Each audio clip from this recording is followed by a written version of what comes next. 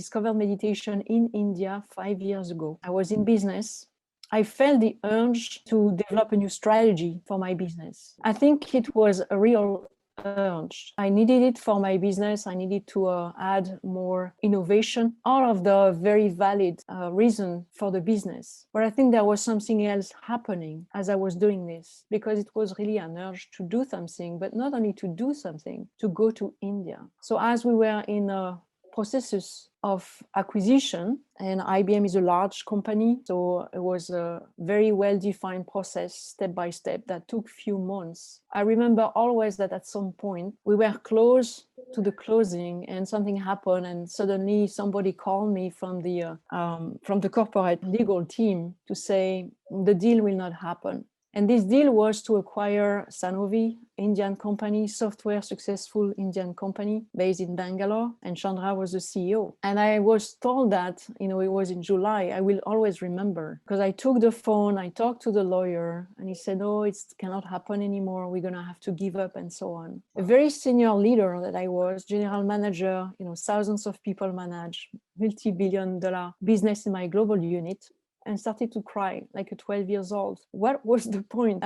It was business, it was factual, we had to do something. My husband started to be worried and came in my room and said, what is going on? Is something died, or is your colleague having something very dramatic? And the only thing that came to my mind, instead of talking about, he knew about the acquisition, said, I need to go to India. And it was like all over my body and my brain, I need to go to India. And that deal happened, and was actually very successful business for both all the employees of Sanofi, the investors, and the customers of IBM. So everything went fine.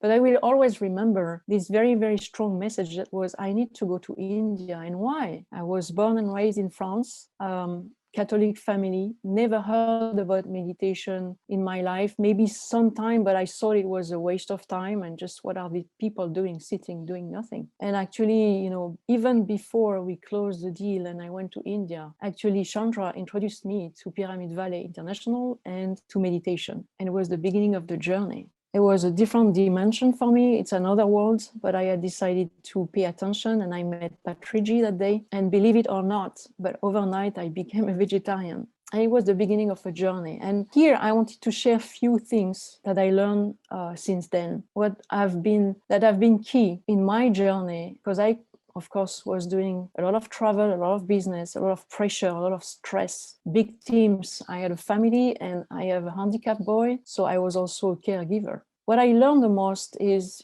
I saw recently a quote of someone saying, we meditate to get good at life, not to get good at meditation. Of course, it's a provocation. But as Patrigi told me a while ago, we have to go back to the market. I didn't want to go and become a yogi in the Himalayas. I just wanted to learn. And at some points, I realized that I needed to go back to the normal life with all this learning. There was a very defining book in my journey, which is called After the Ecstasy, The Laundry. It's from Jack Canfield, who is a very great meditation master. And it was about, as you are a seeker in a spiritual journey, because you love meditation and the spiritual journey is happening naturally, you start to question everything around you, everything in your life, everything about yourself. You are in a feverish mode. I was reading books after books after books. I was losing weight. I changed my diet. I was in a feverish and joyful state. A lot of feel-good hormones flowing in my body. But how do I apply that in life? And my view today is that meditation is and has to lead to actions.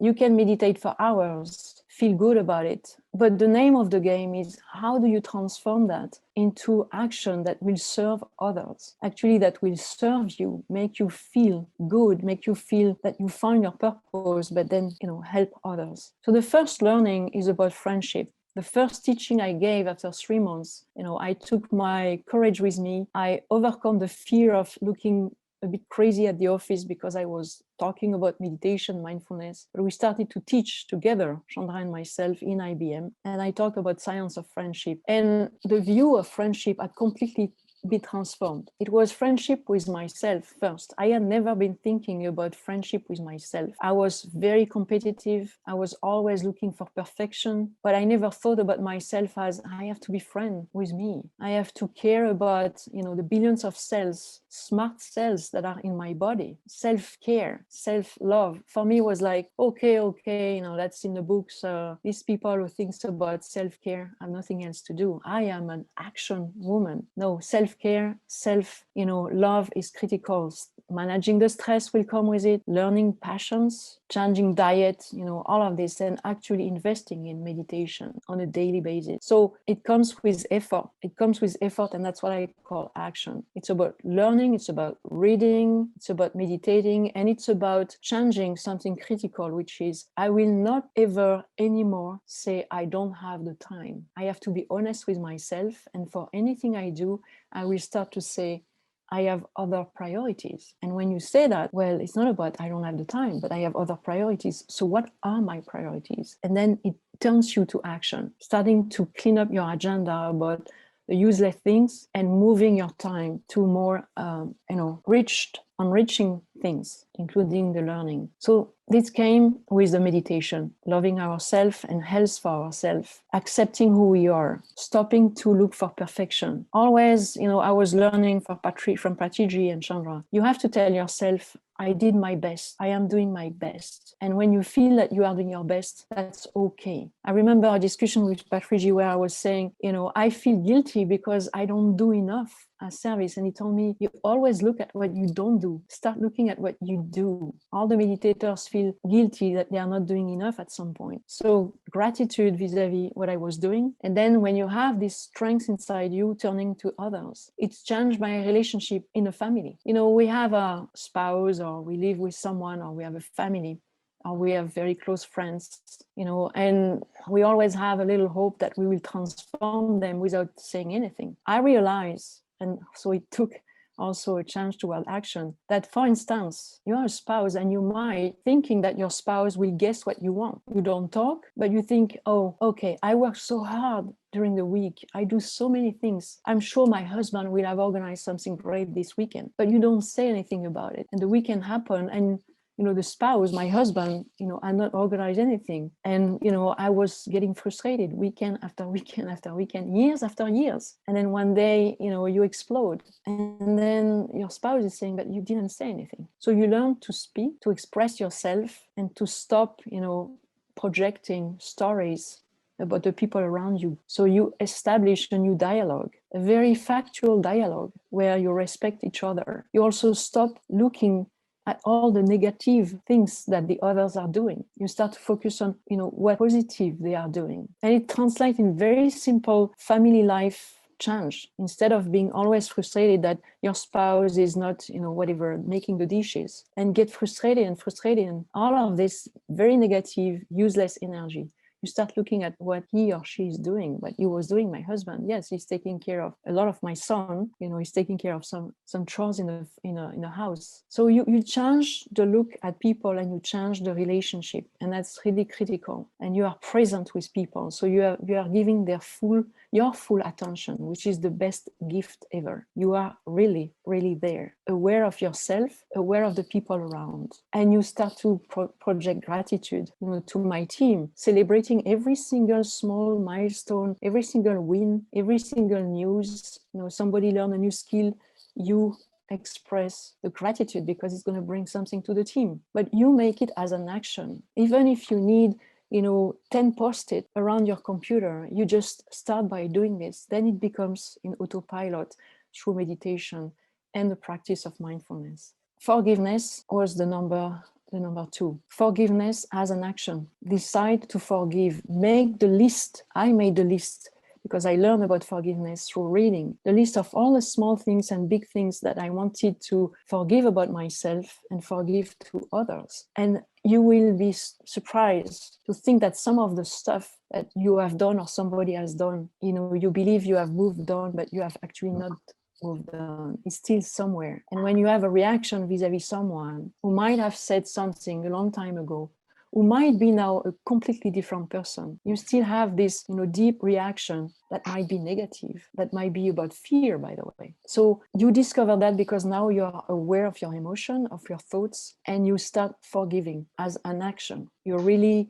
let be and let go. So for me, forgiveness became freedom. And it goes very far in the business. There was a mistake done.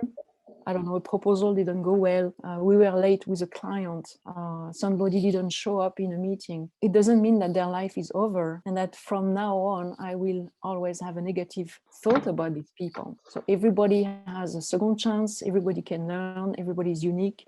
All of this comes as a part of the forgiveness in a broad way. So it's accepting apologies also. We don't even pay attention or we don't want to accept an apology. So all of this becomes freedom. The next one is growth mindset. We all have been told in a childhood that we are good at this, we are good at that, and we'll never be good at this or that because it's not in the family. I had a very, very nice childhood, but for instance, I learned from my family that nobody is good at music in our family, nobody. So there was no music, and I was told you will not be in music. So it was like part of the conditioning. And then by doing meditation and all these years now, after 4.5 years, I finally bought my first guitar, and I'm not a young kid anymore. And I'm learning fast, actually. So there is no age to start anything. You can start at 6, you can start at 96. Everybody has it, and it's limitless. So growth mindset means it's a very, very, very key concept for ourselves and for our family and for our colleagues at the office. You are not born with talent, and that's over. It's not part of your DNA. Growth mindset means if I want to learn, if I work hard, if I put my energy in something, if I find role models and mentors, if I attract the universe energy toward me, I have no limit.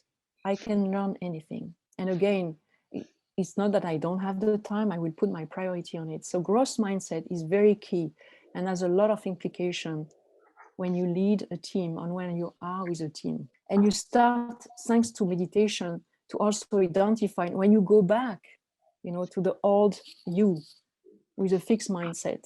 I will never be good at communication. If I am here now, it's, a lot of people, from India, living everywhere in the world. But if you had told me that, 5 years ago before meditation, that I would be talking to you now, to so many people from India, I would think you are crazy. So you can do anything. The next one, a near final one, is service and purpose. For me, it's mixed. The obsession when you are a seeker and you start a spiritual journey is, what is my purpose? What is my purpose? What is my purpose? And I was looking for my purpose. Of course, I had to do all the things that you have to do in life. Go to work, make your team happy, your clients happy, innovate, manage the stress of everyone, still get healthy, and so on and so on. And then, of course, take care of the family. So service and purpose, became a mix. And I learned, and I will remember this discussion with Patrici also, I was asking him every time I was going to India, I was going to Pyramid Valley, and I had a chance to meet with Patrici. And one day he must, I think, what is she asking? Always the same question. He said, just enjoy life. It was as simple. What does mean enjoy life? Then you have to take some actions. What do you want to do? What makes you happy, fulfilled, and rich? So it's changed the way I was looking at life. Okay, it's that simple. It was the enlightenment. See how you can enjoy life and make your life worth it. I don't live in Disneyland. I don't want to go to the Himalayas as a yogi. I want to visit Himalayas, and I did it thanks to meditation, but it has to be applied in life. So one of other book that was very important for me was the book I Decided to Live 120 Years. It's the same as Ikigai book. You will hear about it. So what do you do when you decide to live 120 years? You have to make a lot of projects. You are there for a long time. And my purpose came naturally. After all the meditation, all the sharing with masters, it was to spread meditation around the world and also to take care of my boy. So that was a very, very strong motivation. And then, of course, to keep enjoying life. starting to play guitar, starting to ride horses, enjoying my family, and of course, as soon as I can, go back to India. So service is what makes you happy. It's very key. It has not to be oh, I have to do my service today. It has to be, great, I have to do my service today. And sometimes, yes, you have to wake up at 2 a.m. in the morning, so be it. Because as you do that, you continuously are in a transformation mode. You question always about yourself. What can you do differently? What is still in you that is limiting you? What is still in you that is not serving yourself or serving others? You start to change a lot of things. I changed my life. I started to do a lot of things with Chandra in IBM, teaching mindfulness in addition to my job. And then it brought me to change life, to decide to leave New York, to quit my job. It was very successful, and I was making good money, of course, and to jump into a brand new life, overcome the fear of, okay, income will be different, I have to rebuild something, but this is really what I want. Stop the attachment to things like, okay, I had been in a good house. I don't know really where I'm going to live, when I land to France after, 18 years in the US, but that's okay. Going to nonprofit, it was a first for me, as nearly, the main activity in my life, working with volunteers. So it's a different relationship than in a business. Things are not always moving as fast as you want or going in the direction that you want. And you learn this, and it's enriching yourself. So meditation really brought me here. I knew so many people that as I was becoming, before I learned meditation, by chance it was the right time, you have done a lot of things in your life, and you start wondering, okay, that's it. Now I'm here for the coming 20, 30 years, and it's going to be always the same. And you have this feeling of something is missing. Maybe it's a little bit boring, and you feel attached to a lot of things, and you put a lot of limit on yourself. So all of this is gone, and it's a wonderful journey. And I want to leave you with that. Don't listen to anybody telling you, you should not do this, you should not do that. Why do you spend hours in meditation? You have something more to do, because it's the opposite. And by spending 1 minute a day to talk about mindfulness and meditation to something new, anybody, can be a stranger, can be a colleague, can be a friend, a family member, you can transform their life. So never forget that. So don't hesitate. Don't think, oh, this person is very, very successful, doesn't need any meditation, or this person is very poor, or he's in trouble. I'm not sure meditation will really help. No, meditation is a gift for everybody, no matter what.